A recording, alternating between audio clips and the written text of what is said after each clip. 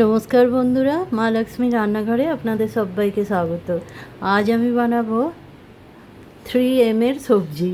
3M मतलब mushroom, मटर और मखाना, এই তিনটে দিয়ে আজকে সবজি বানাবো।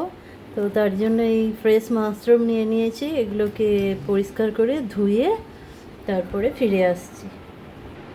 বন্ধুরা দেখুন, আমি মাশরুমগুলোকে এইভাবে পরিষ্কার করে গায়ের ছাল ছাড়িয়ে নিয়ে এই কালো কালো অংশগুলো পুরো বাদ দিয়ে দিয়েছি। দেখুন এই এত নোংরা বেরিয়েছে। তো অনেককে আমি দেখেছি এগুলোকে কোনো কিছু বাদ না দিয়ে শুধু 2 টুকরো 4 টুকরো করে কেটে একটু সেদ্ধ করে নিয়ে রান্না করে দিতে, কিন্তু আমি এইভাবে রান্না করি না। এগুলো দেখুন, এই নোংরাগুলোকে দেখে একদমই খাওয়া যায় না। তো আমি আপনাদেরকেও রিকোয়েস্ট করব, আপনারাও এইভাবে পরিষ্কার পরিচ্ছন্ন করেই তারপরে খাবেন। দেখুন এই এত নোংরা। তো এইবার আমি এগুলোকে ধুয়ে রেখেছি পরিষ্কার করে। এবার এগুলো একটু নুন আর হলুদ দিয়ে একটু জলে হালকা করে বয়েল করে নেব। জল অলরেডি ফুটে গেছে, এখানে অল্প একটু নুন দেব আর 1/2 চামচ মতো হলুদ দেব, দিয়ে আমি এই মাশরুমগুলোকে তুলে দেবো। দিয়ে অল্প 2-3 মিনিট মতো একটু বয়েল হয়ে গেলে এটা আমি নামিয়ে নেব।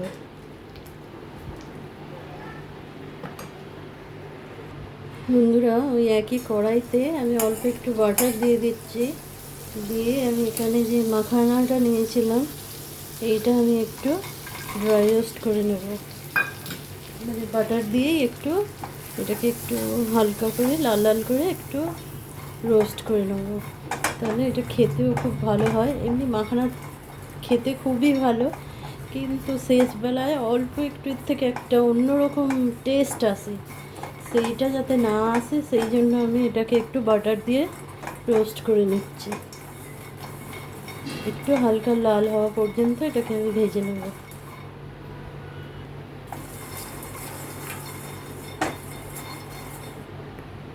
দেখুন মাখানার গায়ের কালারটা চেঞ্জ হয়ে গেছে, মানে এটা একটু রোস্ট হয়ে গেছে। এবার এটাকে আমি নামিয়ে নেব।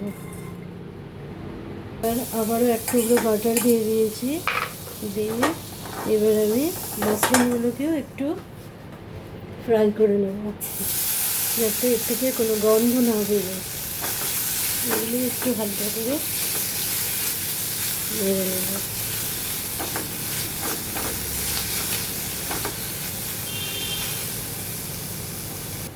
মাশরুমগুলো ফ্রাই হয়ে গেছে, এবার এগুলোকেও আবার নামিয়ে নেব, নিয়ে এবার একটা মশলা তৈরি করে নেব।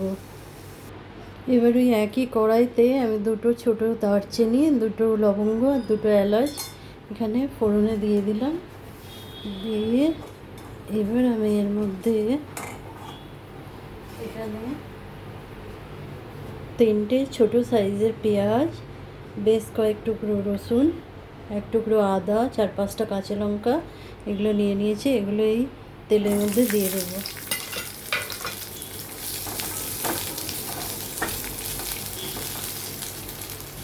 দিয়ে দেবো 2টো মিডিয়াম সাইজের টমেটো। এটাকেও এর মধ্যে ভালো করে নাড়িয়ে চাড়িয়ে এটা একটু অর্ধেক ভাজা ভাজা মতন করে এই মশলাটার আমি পেস্ট বানাবো।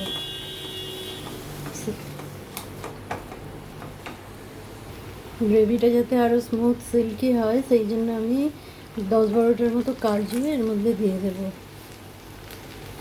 1/2 চামচের মতো নুন দিয়ে দেবো, দিলে মশলাগুলো আর একটু সফট হয়ে যাবে তাড়াতাড়ি। মশলাটা এখানে একদম সফট হয়ে গেছে। এবার এটাকে আমি একটা পাত্রে ঢেলে নিয়ে একটু ঠান্ডা করে মিক্সিতে পেস্ট করে নেব। একই কড়াইতে আমি এখানে বেশ কিছুটা বাটার নিয়ে নিয়েছি, একটু ছোটো একটা স্লাইস নিয়ে নিয়েছি। যেহেতু আমার আগের সমস্ত মশলা বা মাখানা, মাশরুম সবই আমি অল্প অল্প ঘি দিয়ে মানে বাটার দিয়ে রোস্ট করে রেখেছি, সেই জন্য মশলার জন্য আমি অল্পই বাটার ইউজ করছি। বাটার ইউজ করলে এর টেস্টটাও খুব ভালো হয় আর গ্রেভিটাও খুব সিল্কি সিল্কি দেখতে হয়। আমি এখানে বাটারের মধ্যে 1/2 চামচ কাশ্মীরি লঙ্কার গুঁড়ো দিয়ে দিচ্ছি, দিয়ে সঙ্গে সঙ্গে এই মশলাটা দিয়ে দিলাম।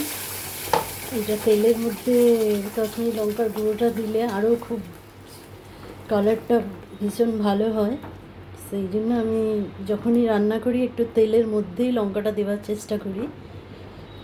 আর এর মধ্যে দিয়ে দেবো এবার হাফ চামচ পরিমাণ হলুদের গুঁড়ো। আর দিয়ে দেবো, তখন যেহেতু হাফ চামচ পরিমাণ লবণ দিয়েছিলাম, এখন ওই জন্য হাফ চামচই দিচ্ছি। পরে টেস্ট করে যদি মনে হয় দিতে হবে তখন আবার দেব। এখন হাফ চামচই দিলাম, দিয়ে এবার এই মশলাটা ভালো করে নেড়ে চেড়ে ভেজে নেব। মশলা আমার এখানে প্রায় রেডি হয়ে গেছে, তেল ছেড়ে দিয়েছে। আমি হাফ চামচ দিয়ে দেবো জিরে গুঁড়ো, আর দিয়ে দেবো হাফ চামচ মতো ধনের গুঁড়ো। এটা দিয়ে এবার আমি এর মধ্যে মটরগুলো দিয়ে দেবো, কারণ মটরগুলো তো আমি আলাদা করে সেদ্ধ করিনি, এটা একটু সেদ্ধ হতে টাইম লাগবে। সেই জন্য আমি মশলার মধ্যে মটরগুলো দিয়ে দিলাম। দিয়ে এটাকে একটু নেড়ে চেড়ে নিয়ে আবারও এটা 2 মিনিট মতো চাপা দিয়ে রেখে দেবো। 2-3 মিনিট মতো হয়ে গেছে, মটরটা দিয়েছি, মটরটা একটু সফট হয়ে গেছে। এবার আমি পরিমাণ মতো গরম জল দিয়ে দেবো, দিয়ে এটাকে ঝোলটা একটু ফুটে উঠলে মাশরুম আর মাখানা দিয়ে দেবো।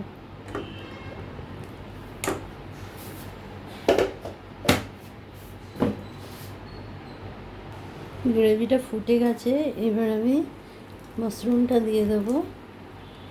দিয়ে এটা একটু আবারও 2 মিনিটের জন্য একটু চাপা দিয়ে দেবো, যাতে মাশরুমটা একটু বয়েল হয়ে যায়। সবশেষে মাখানাটা দেবো, কারণ ওটা খুব সফট, তো ওটা তাড়াতাড়ি গ্রেভি সোক করে নিলে একটু তুলতুলে টাইপের হয়ে যায়।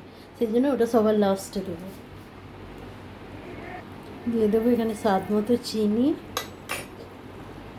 চাপা দিয়ে দেবো আবারও। প্রায় 5 মিনিট মতো আমার মটর আর মাশরুম বয়েল হয়েছে এই গ্রেভির সঙ্গে। দেখুন গ্রেভিটা অনেকটা থিকও হয়ে গেছে। এইবার আমি এর মধ্যে ওই মাখানাগুলো দিয়ে দেবো, দিয়ে এটাকে আবার নাড়িয়ে চাড়িয়ে গ্রেভির মধ্যে মিশিয়ে দেবো। এবার আমি উপর থেকে দিয়ে দেবো অল্প একটু কসুরি মেথি। আপনারা চাইলে ফ্রেশ ক্রিম দিতে পারেন, চাইলে দুধের ওপরের মালাই দিতে পারেন।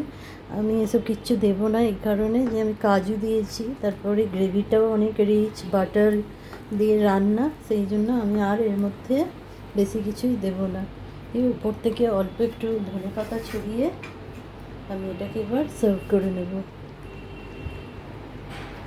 আর এটা 3-4 মিনিট আবারও এটাকে ঢাকা দিয়ে রেখে দেবো, যাতে মাখানার মধ্যে গ্রেভিটা অ্যাবজর্ব হয়ে যায়। তারপরে আমি এটাকে সার্ভ করে আপনাদেরকে দেখাচ্ছি। সবজি আমার এখানে একদম রেডি হয়ে গেছে, মাখানাগুলো গ্রেভি অ্যাবজর্ব করে একটু সাইজে ছোটোও হয়ে গেছে। এবার আমি এটাকে গ্যাস বন্ধ করে নামিয়ে নেব, নিয়ে সার্ভ করব। দেখুন কি ক্রিমি টেক্সচার হয়েছে একদম। এটা আপনারা ভাত বা রুটি, পরোটা, যা খুশির সঙ্গে খেতেই পারেন। তো বন্ধুরা, আজকের MMM সবজি কেমন লাগলো আপনাদের জানাতে ভুলবেন না। যদি ভালো লেগে থাকে পাশে থাকার অনুরোধ রইল। সবশেষে অল্প একটু ধনেপাতা দিয়ে দেবো, আর উপর থেকে এই 1 চামচ মতো ফ্রেশ ক্রিম দিয়ে দিলাম। তো বন্ধুরা, আজকের মতো এই পর্যন্তই। দেখা হচ্ছে অন্য কোনো দিন অন্য কোনো ভিডিওতে। ততক্ষণের জন্য টাটা। আপনারা সবাই সুস্থ থাকবেন, ভালো থাকবেন, বাই।